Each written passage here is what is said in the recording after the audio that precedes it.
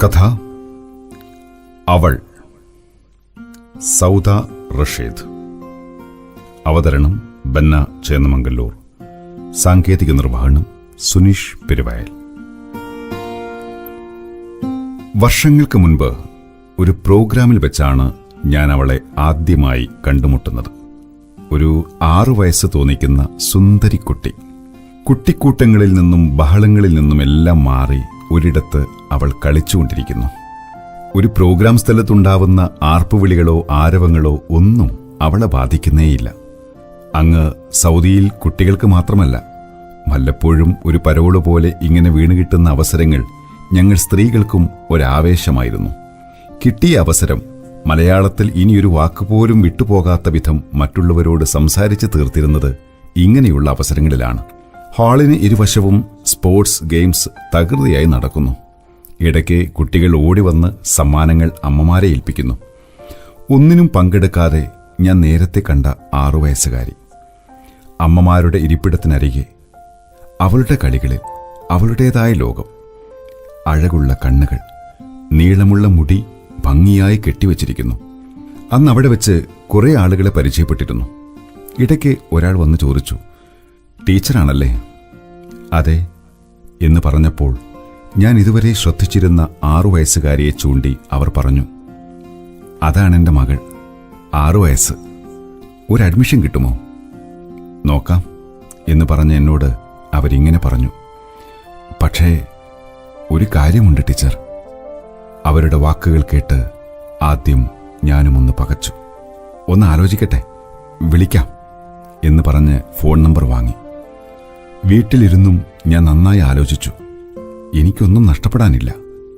ഒരു കൈ നോക്കുക, അത്ര തന്നെ. അവളുമായി വന്ന് അഡ്മിഷൻ എടുത്തുകൊള്ളാൻ വിളിച്ചു പറഞ്ഞു. അടുത്ത ദിവസം മുതൽ അവൾ ക്ലാസ്സിൽ വരാൻ തുടങ്ങി. പറഞ്ഞു കൊടുക്കുന്ന കാര്യങ്ങൾ വളരെ കൃത്യമായി അവൾ മനസ്സിലാക്കി. മാത്രമല്ല, അവളുടെ പൂർണ്ണ ശ്രദ്ധ പഠനത്തിൽ തന്നെയായിരുന്നു. ഇലകളുടെ ആകൃതിയും പൂക്കളുടെ നിറങ്ങളും മുതൽ മറ്റെല്ലാ കാര്യങ്ങളും മറ്റു കുട്ടികളെക്കാൾ വേഗതയിൽ മനസ്സിലാക്കാൻ അവൾക്ക് കഴിഞ്ഞിരുന്നു. കൂടാതെ വര എന്റെ മറ്റൊരു മാധ്യമമായിരുന്നു.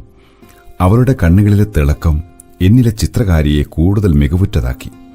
അവ ഇലകളിൽ നിന്ന് പൂക്കളായും കായ്കളായും പിന്നീട് മാമരങ്ങളായും വളർന്നു.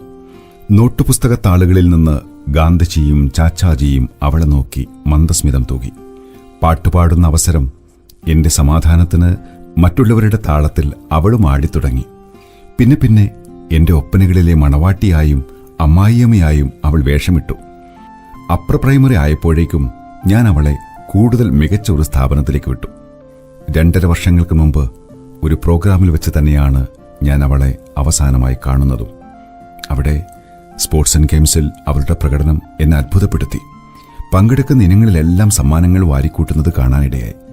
ഒരു അധ്യാപിക എന്ന നിലയിൽ എന്നിൽ അർപ്പിച്ച വിശ്വാസം, എന്റെ ഏതൊരു ചിന്തയും അവളിൽ പരീക്ഷിക്കാൻ ആ പാരന്റ്സ് എനിക്ക് തന്ന സ്വാതന്ത്ര്യം, ഇതെല്ലാമായിരുന്നു ഞങ്ങളുടെ വിജയം.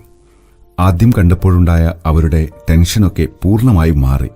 മകളെക്കുറിച്ച് നിറമുള്ള സ്വപ്നങ്ങൾ കണ്ട് സന്തോഷപൂർവ്വം അവരിന്ന് ജീവിക്കുന്നു.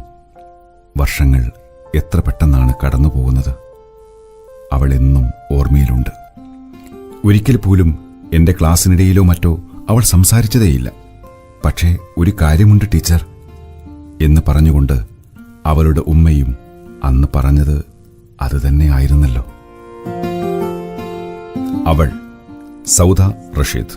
അവതരണം ബന്ന ചേന്നമംഗല്ലൂർ. സാങ്കേതിക നിർവഹണം സുനീഷ് പെരുവയൽ.